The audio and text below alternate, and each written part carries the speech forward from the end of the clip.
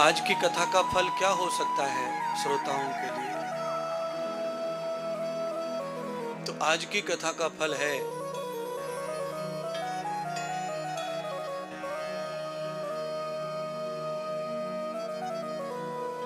बच्चों खेलो मत, बच्चे भैया, बहन भाई भैया, बैठ के थोड़ा कथा सुने।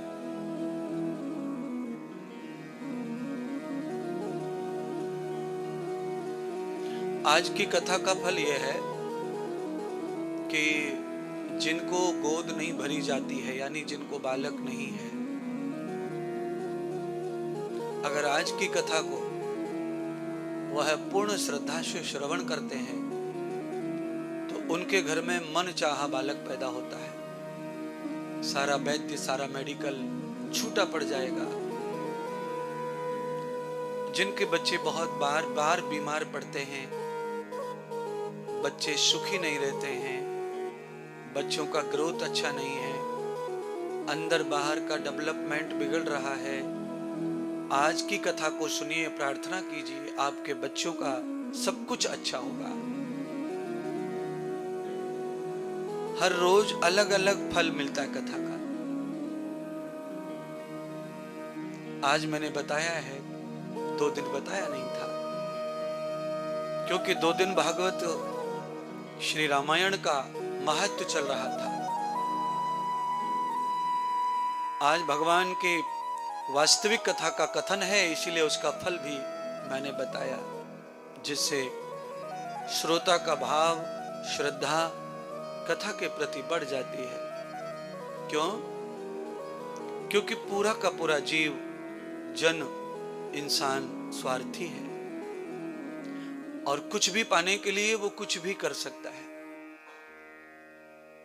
जिनका कोई मूड नहीं कथा सुनने का, अगर ये पर्चे बंटवा दिए जाते पूरे शहर में तो कई लोग और आते कथा सुनने, जो कभी कथा पर भरोसा नहीं रखते, जिनको प्रवचन आदि बहुत प्रिय नहीं है, वो भी यहाँ पहुँचते, क्योंकि वो प्रवचन के लिए नहीं आते, उनकी बहू के बेटा नहीं हो रहा है इसीलिए वो यहाँ आते, और वो लाभ भी उनको प्राप्त होता है। बच्चे अस्वस्थ रहते हैं, मेडिकल लेकर भी स्वस्थ नहीं रहते, वो भी बच्चे लेकर आते। स्वार्थ ऐसी चीज है, आदमी को वो कितनी भी दूर ले जा सकता है और कहीं भी ले जा सकता है। जहां कांटे पड़े हों, जहां बदबू आ रही हो, आदमी वहां पर भी बैठ जाएगा जाकर। क्यों?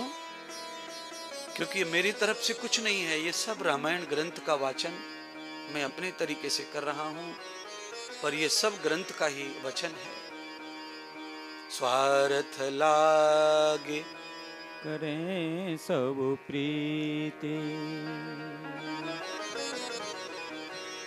सुर नर मुनि जन सब ही किए रीति।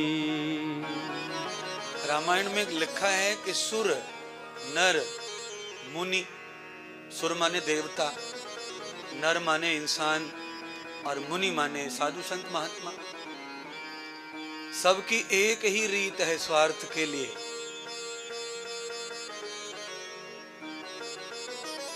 अलग अलग नहीं है, चाहे कोई कितना भी ध्यानी त्यागी हो, पर उसका भी कोई स्वार्थ है तो उसके लिए वो प्रयत्न करेगा। और जो नहीं करने चीज है वो ही करेगा। सुर नर मुनि जन सब ही की रीति। तो इसमें अचंभा कुछ नहीं है। बड़े बड़े देवता भी स्वार्थ में आए और उन्होंने भी जो नहीं करना चाहिए था वो किया। जैसे देवताओं के राजा इंद्र हैं, आज कथा सुनाऊंगा तब आपको समझ में आएगा।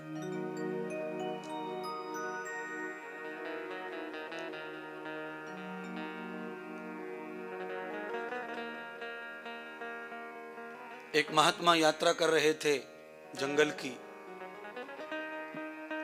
तो जिस सत्संग का वो सबको हवाला देते थे कि सत्संग सुना करो, सत्संग सुना करो, सत्संग श्रवण करने से आदमी का विचार बदलता है, प्रवृत्ति बदलती है, उसका स्वभाव बदलता है। और क्रोध अशांति पर भी कंट्रोल होता है। और हिंसा विषैले शब्दों से भी मुक्ति मिलती है।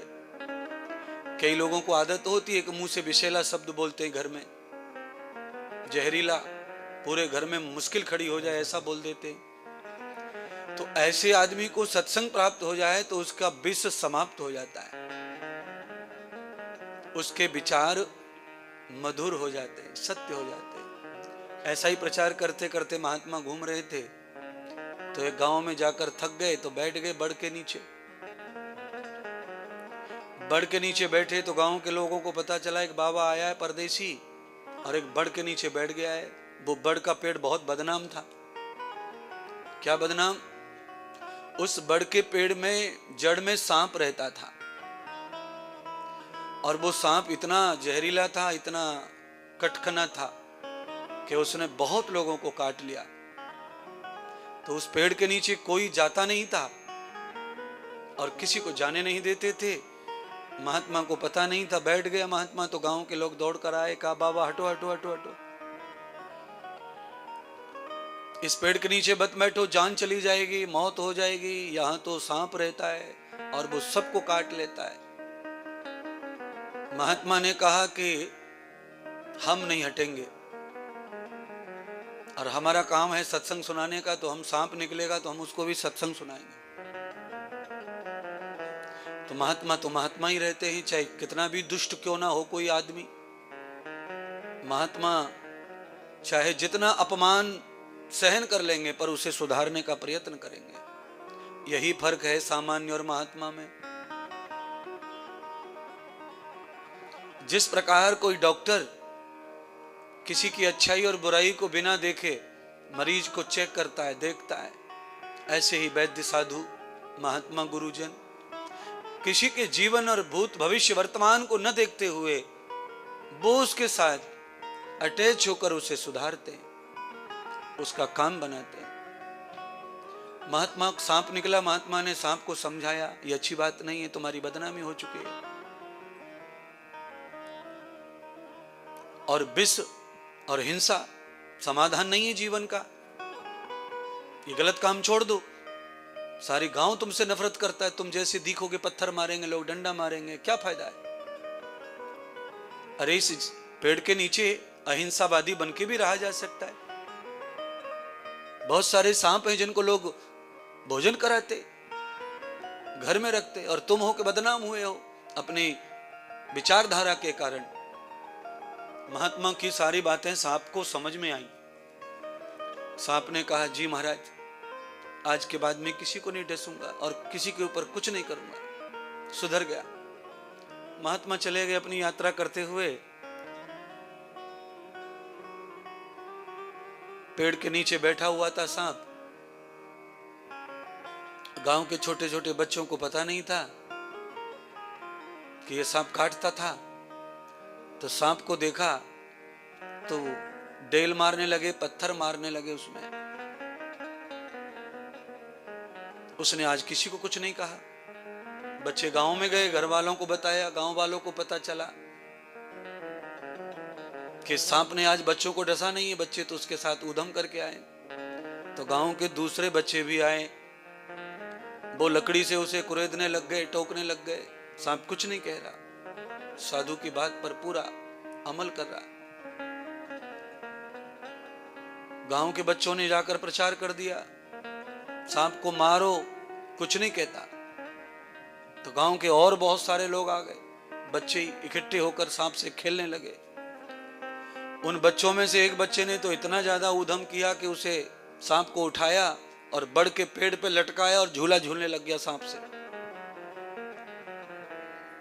सांप जो है पूरी तरह टूट गया, लहूलुहान हो गया, रक्त बहने लगा सांप के, पूरा शरीर छिल गया। मक्खियां खाने लगी सांप को, पड़े पड़े सड़ने लगा। साधु लौट के आए 4 दिन बाद। कहा एक बार सांप से मिल लें अपन, क्या हाल है, कैसा फील कर रहा है। आकर देखा पेड़ के नीचे सांप जो है घायल पड़ा है, लहूलुहान पड़ा है। साधु से और सांप का संवाद। साधु ने पूछा, भाई ये कैसे हुआ तुम्हारा ये हाल? तो सांप ने साधु से कहा, तुम्हारे सत्संग की वजह से हुआ। साधु ने कहा, मेरे सत्संग की वजह से?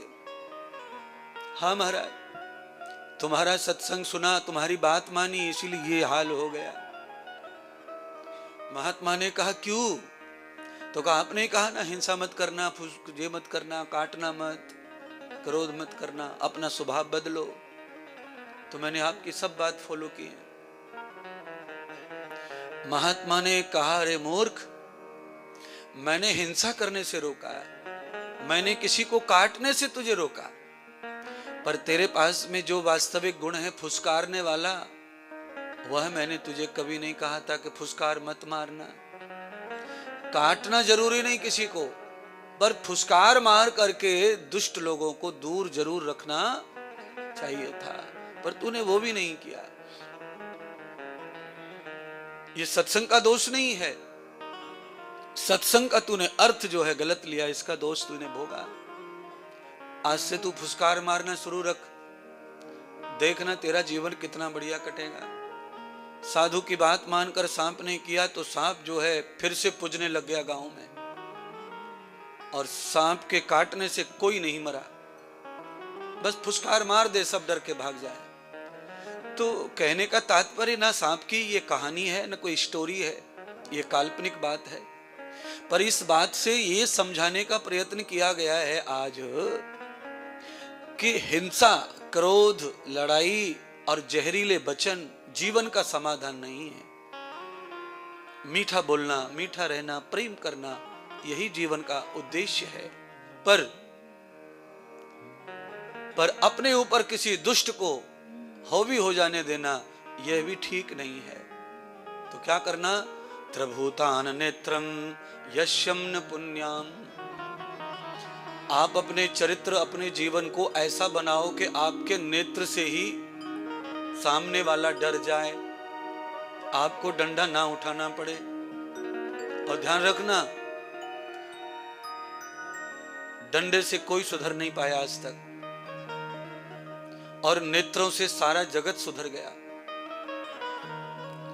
जिस महात्मा, जिस माता पिता, जिन गुरुओं के नेत्रों से लोग डरते हैं, बस वही मर्यादा ही धर्म है, और वही उन्नति, वही सफल करेगी। आप किसी को मारना शुरू कर दो, सुझा दो मार मार कर, उससे कुछ फर्क नहीं पड़ता, और वो भैंस बुद्धि का हो जाता है, निर्बुद्ध हो जाता है, और अत्यधिक हिंसक हो जाता है, दुष्ट हो जाता है। इसलिए नेत्रों में भय पैदा करने के लिए आपको हमेशा अपने आप को रेडी रखना है, और उसके लिए खुद को परफेक्ट रखना पड़ेगा। उसी के नेत्रों से डर लगता है जो आदमी स्वयं परफेक्ट है। अगर माँ परफेक्ट नहीं है तो बच्चे उससे डरेंगे नहीं, उसकी बात भी नहीं मानेंगे, उनको जो अच्छा लगेगा वही करेंगे। अगर पिता परफेक्ट नहीं है तो बच्चे नहीं डरेंगे। अगर हमारे गुरुदेव परफेक्ट नहीं है तो शिष्य नहीं डरेंगे। तो क्या होगा? गुरु फुरू तो बना लेंगे, माता को मम्मी पप्पा बोलेंगे, पर करेंगे अपने मन का। इसीलिए दूसरों के ऊपर शासन रखने के लिए खुद को अनुशासन में रखना पड़ेगा। अगर हम अनुशासन नहीं रखते अपने ऊपर तो दूसरों पे शासन भी नहीं कर सकते। महर्षि पाणिनि ने अष्टाध्यायी लिखी है। व्याकरण पढ़ने वाले लोग अष्टाध्यायी पढ़ते हैं। 4000 सूत्र हैं, जो मैंने पढ़ी, पूरी रटी हुई है, कंठस्थ है। अष्टाध्यायी का पहला ही सूत्र है, ये जो शब्द है, अथ अनुशासनम। और उसके बाद बहुत सारे अक्षरों के व्यंजन है, ऐ उण ऋ ऋ आदि शुरू होता है। उससे आपको कोई लेना देना नहीं है, मुझे नहीं बताना चाहिए। पर मैंने एक शब्द को बताना जरूरी समझा जो कथा में प्रवचन में आया, अनुशासन। तो उस अष्टाध्यायी का पहला शब्द ही अथ अनुशासनम। अगर आप सूत्र पर अनुशासन करते हैं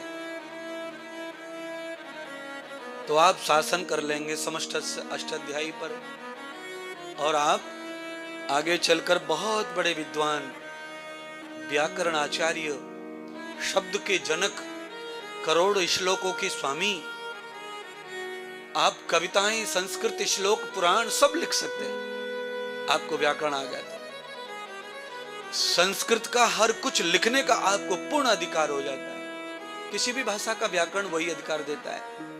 अंग्रेजी का व्याकरण आ जाए तो आप अंग्रेजी में किताब लिख सकते हैं, पर अंग्रेजी में सूत्र नहीं है। ये कृपा तो भगवान ने केवल अपनी भाषा को समझाने के लिए की है।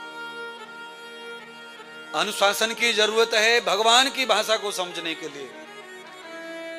अंग्रेजी भाषा समझने के लिए अनुशासन की जरूरत नहीं है। गैर अनुशासन में भी सारे बच्चे खूब टॉप मार रहे हैं कॉलेज स्कूल में, और कोई अनुशासन नहीं। जितना भ्रष्ट हो सकते हैं उतने भ्रष्ट हैं बच्चे भी, स्टूडेंट, और टॉप आ रहे हैं, पढ़ाई कर रहे हैं पूरी। क्यों? भाषा अलग जो सिखाती है वैसी जिंदगी देती है। संस्कृत भाषा सीखने से पहले जीवन देती है। संस्कृत का कोई परम विद्वान नहीं हो सकता टाई लगाकर, ये ध्यान रख लेना। और मेरी नजर में आज तक मैंने कोई देखा नहीं है कि जिसने टाई लगाई हो, बूट पहना हो और संस्कृत का विद्वान बना हो। कभी नहीं हुआ ऐसा। संस्कृत सीख लिया हो वो अलग बात है, पर विद्वान बना हो, विद्यावान बना हो, ये कभी नहीं हो सकता है। क्यों? जैसे अंग्रेजी पढ़ने के लिए अंग्रेजी कपड़े जरूरी है, ऐसे ही संस्कृत पढ़ने के लिए संस्कार, वस्त्र जरूरी है। तो क्या पहनने के लिए जरूरी है? तो आप गूगल खोलिए और खोल के देखिए कि जब कोई गुरुकुल में पढ़ता है, संस्कृत सीखता है, विद्वान बनता है, तो उसके वस्त्र कैसे होते हैं, उसका भोजन कैसा होता है, उसका स्वरूप कैसा होता है, वो कैसा विद्यार्थी होता है, उसकी कैसी दिनचर्या होती है, वो कितने बजे उठता है और सबसे पहले उठ के क्या करता है। अंग्रेजी का छात्र क्या करता है? संध्या, उपासना, ध्यान नहीं करता। संस्कृत का छात्र क्या करेगा गुरुकुल में? सबसे पहले उठ करके मुख मंजन, उदर मंजन करेगा। पहले मुंह साफ, पेट साफ, चाहे आसन करना पड़े, कोई भी व्यायाम करना पड़े, पर जब तक सुबह पेट साफ नहीं हो जाएगा विद्यार्थी दूसरा कर्म नहीं करेगा। ये गुरुकुल की परंपरा है। उससे क्या होता है? उससे होता है कि उसकी बुद्धि जो है, उसके विचार, उसका स्वरूप, वहां क्रीम, पाउडर, तेल, साबुन मिलता नहीं है, पानी से नहाना है बस, इसके अलावा कुछ नहीं गुरुकुल में। और फिर आपको सुंदर रहना है। कोई सुंदर आ जाए आपके सामने तो आपको देखकर बार बार नतमस्तक हो, आपकी सुंदरता का दीवाना हो, आपकी सुंदरता की स्तुति करे, ऐसा स्वरूप आपको खड़ा करना है। तो वो कब होता है? जब आपका अपने ऊपर अनुशासन होता है, तब आप सुंदर हो जाते हैं। अनुशासन नहीं रहा तो बगीचा भी सुंदर रहता नहीं है। बगीचे की सुंदरता के लिए भारत में बार लगाते हैं। बार समझते हैं क्या आप? कोई समझते होंगे, कोई नहीं समझते, उनको समझा दूंगा। परिभाषा सुनो। बार, वार का मतलब होता है दीवार, कांटों की। कांटों की चारों तरफ से दीवार बना देते हैं। है तो खतरनाक कांटों की दीवार, कभी कभी लगाने वाले के ही लग जाते हैं। पर जो कीमती फसल है, जिसे जानवर खा सकता है, खरबूजा, तरबूजा, ककड़ी, सब खा जाते जानवर, तो उसकी सुरक्षा के लिए आदमी ये कर्म करता है, अनुशासन में रखता है अपने आप को और अपनी खेती को। तो परिणाम ये आता है कि एक एक फल उसे प्राप्त होता है और उससे उसे धन मिलता है।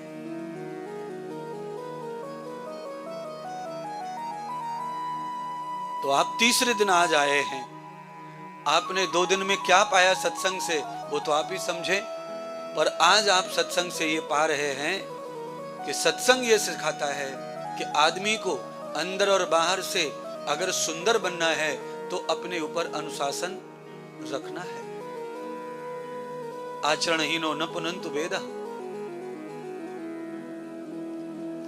बस मेरी वाणी में क्या है, मैं सूत्र ज्यादा बोलता हूं, मैं प्रमाण ज्यादा देता हूं बातों के। आचरणहीनो न पुनंतु वेदः। महर्षि मनु कहते हैं कि जिस आदमी का आचरण खराब हो गया उसको वेद पवित्र नहीं कर सकते। उसे कोई गंगा, कोई यमुना, कोई सरस्वती, कोई कावेरी, कोई अनुष्ठान, महामृत्युंजय, त्र्यंबकम या रुद्र अभिषेक, कोई अनुष्ठान उसे शुद्ध नहीं कर सकता है। इसलिए सब कुछ हमारा कम हो पर अपनी जिंदगी पर अनुशासन अच्छा हो, उसे आपका स्वरूप जो है खिल खिल के दिखेगा। आप अति सुंदर लगेंगे लोगों को। चमड़ी किसी की अच्छी हो, नाक कान अच्छे हो, इतने से कोई पसंद नहीं आता है किसी को। उसके बेब्स जो है, उसके अंदर से निकलने वाला जो खुशबू है, उसके बॉडी से निकलने वाले जो वेप्स हैं, तरंगे हैं, हार्मोन्स हैं, वो आदमी को पसंद आते हैं और वही आदमी को दूर करते हैं। आप बस में चढ़ेंगे, ट्रेन में चढ़ेंगे, प्लेन में चढ़ेंगे, कई लोग ऐसे हैं जिनसे आप अपने आप टच होना चाहते हैं चलते चलते कि थोड़ा छू के निकल जाए, मन यही करता रहता है। और कई लोगों से आप जानते उसको भी नहीं थे, जिसको टच होना चाहते हैं जानते उसको भी नहीं है। और कई लोगों से आपका मन क्या करता है, अरे यार इसको निकल जाए, ये जाए पहले बाद में जाएंगे अपन। कई लोगों से ऐसा व्यवहार करते हैं और दोनों ही अपरिचित हैं आपके, दोनों को आप जानते नहीं हैं। एक आदमी से आप अट्रैक्ट हो रहे हैं और एक आदमी से आप दूर रहना चाहते हैं और दोनों प्लेन में जा रहे हैं, आपके साथ ही जाएंगे और आप जानते नहीं किसी को। ये वेब्स का फर्क है। व्यक्ति के अंदर की जो दिनचर्या है वो आपको यूं खींचती है और उसके अंदर की जो बुराई है वो आपको यूं दूर करती है।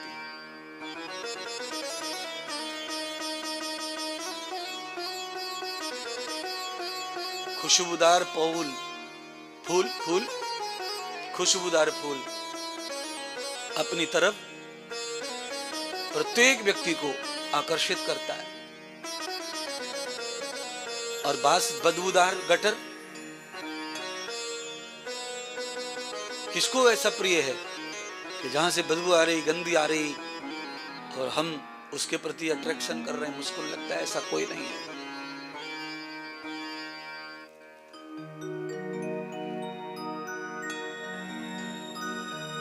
मानव की पूजा कि मानव की पूजा कौन करे, हर मानवता पूजी जाती है। फूलों की गिनती है अगणित पर खुशबू पूजी जाती है। नीम सुनिए, गुलाब मोगरा से नीम 1000 गुना ज्यादा महंगा और कीमती है, आयुर्वेद में वैल्यूवान है। पर आप सभी लोग हैं, नीम के अंदर 1000 गुण हैं और गुलाब के अंदर, मोगरा के अंदर एक ही गुण है, खुशबू का। पर बेचारा नीम पड़े पड़े पड़ रहा है, उसमें भी फूल आते, उसमें भी फल आते और सब उपयोग होता है आयुर्वेद में। पर आपको नहीं चाहिए वो, हट कड़वा, हट बदबू। और मोगरा फुस फुस फुस फुस फुस फुस है।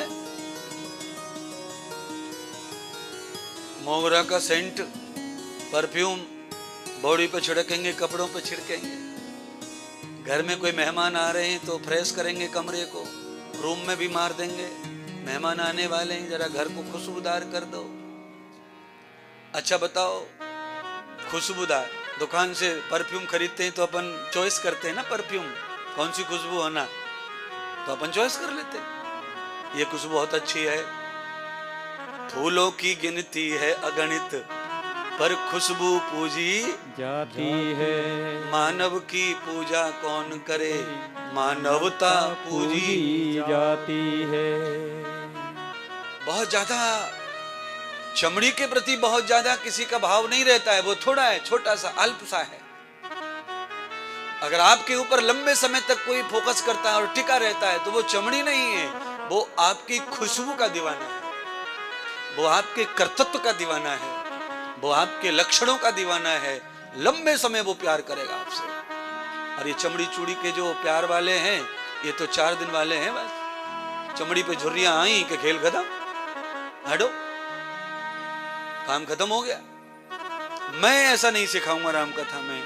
मैं कहूंगा कि प्यार हो गया है किसी से तो फिर वो लंबे समय तक रहे, तो उसके लिए उनकी गुणवत्ता, उनकी विशेषताएं, उनकी वास्तविकताएं, वही हमारे प्रीत का कारण होनी चाहिए। तो उससे क्या होगा? उससे जो भगवान का फल है, जो भगवान से लाभ मिलता है, वही लाभ संसार में किसी भी जीव से प्राप्त हो सकता है। कैसे प्राप्त होगा? एक दो पंक्ति गुनगुनाते संगीत के साथ। भगवान को केवल पहचानना पड़ता है, ढूंढने की जरूरत नहीं, उसे पहचानना है। इसी परिप्रेक्ष्य में आप में से कोई भगवान है पर कोई पहचान नहीं पा रहा, तो वो कुछ नहीं किसी के लिए। आओ आओ, जाओ जाओ।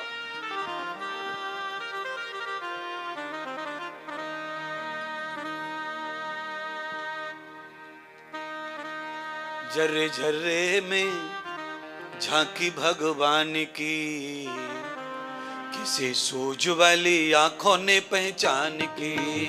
जर्रे जर्रे में झांकी भगवान की, किसी सूझ वाली आंखों ने पहचान की। जर्रे जर्रे में झांकी भगवान की, किसी सूझ वाली आंखों ने पहचान की। जर्रे जर्रे में झांकी भगवान की, किसी सूझ वाली आंखों ने पहचान की।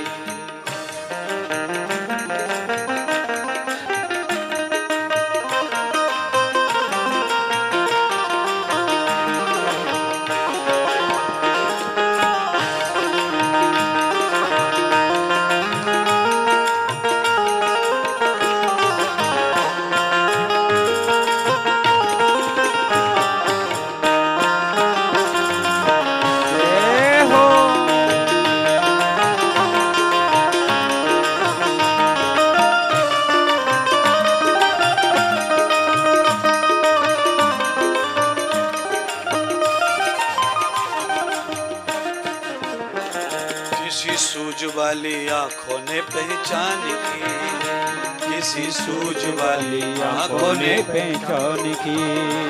जर्रे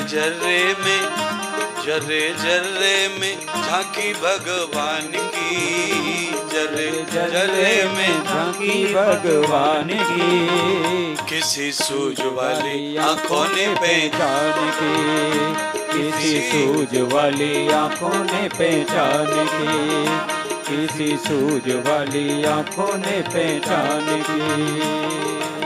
नामदेव ने रोटी पकाई। नामदेव हैं हमारे भारत के एक बहुत बड़े संत, जो सैकड़ों वर्ष पहले पैदा हुए। गूगल पे सर्च करोगे तो बहुत ग्रंथ लिखे।